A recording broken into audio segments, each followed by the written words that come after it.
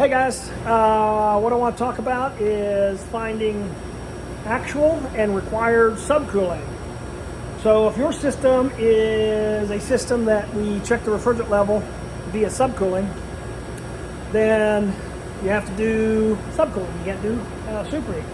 Obviously, if you're checking refrigerant level or confirming refrigerant level via the subcooling method, that means that the metering device in the indoor coil is what?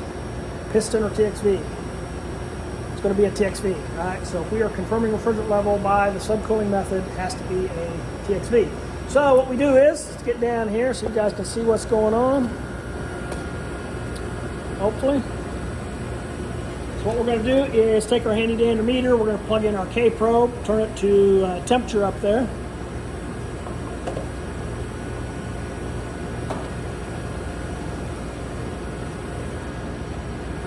So it takes a little bit of black tape, right? You should have this in your toolbox. Out in the field, you should have some black tape.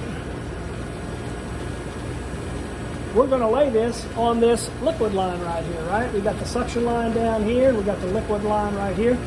We are now interested in getting the temperature of the liquid refrigerant. So we're going to lay that on there. Right? And we're going to tape it on there. Make sure it's on there really, really well. We want to get a good temperature reading. Now, if you happen to be outside and the sun's really shining hard, we're not interested in the sun's heat energy being reflected in this temperature reading, right? So it might be that you stand between the sun and your temperature reading or whatever it may be, right? You might move your body in between there and get that. Okay? But this is what we want to get. We're taking an actual subcooling reading. So here's what we do. We take that, and I don't know if you guys can see that or not, but that's about 75 degrees on the liquid line. 75 degrees. And I'm going to compare that temperature to my high side saturation. So let's see where we're at. My high side pressure is about 250, and my high side saturation is about 85. See if you guys can see that. So I'm about 250. And if I slide down to the temperature ring, I'm about 85. Hopefully you're able to see that, okay? So it's this 85 degrees that I'm comparing to my 75 degrees. All right? So 75 degree actual, line temp, 85 degrees saturation. Which one's lower, line temp or saturation?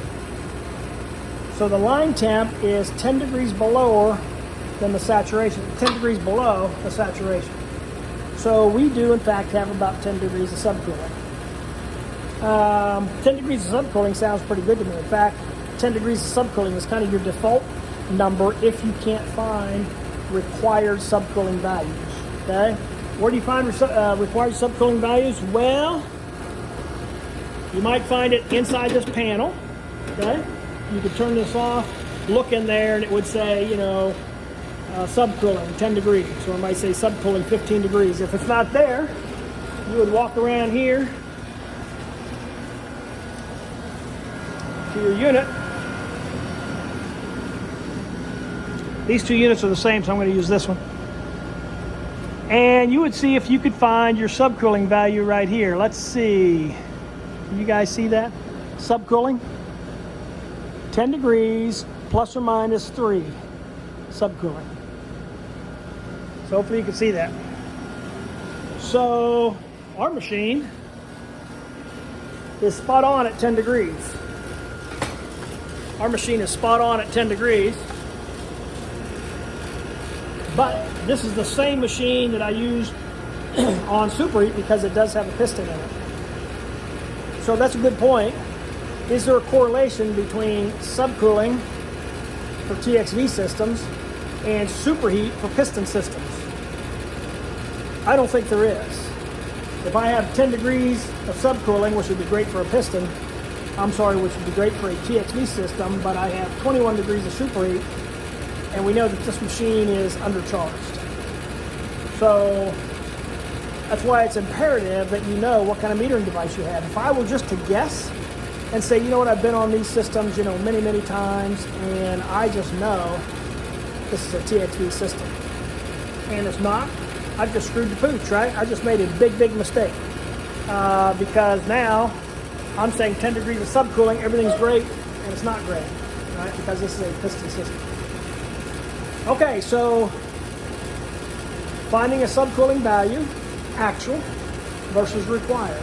Actual, take your liquid line temperature and compare that to your high side saturation temperature, right?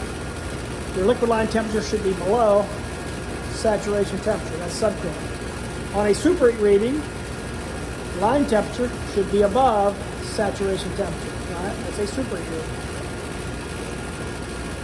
How do you find required subcooling? Look inside here for manufacturer information. Look on the data plate for manufacturer information. And if all else fails, you can't Google it, you can't call your boss, use 10 degrees, and you'll be fine. All right, thanks guys.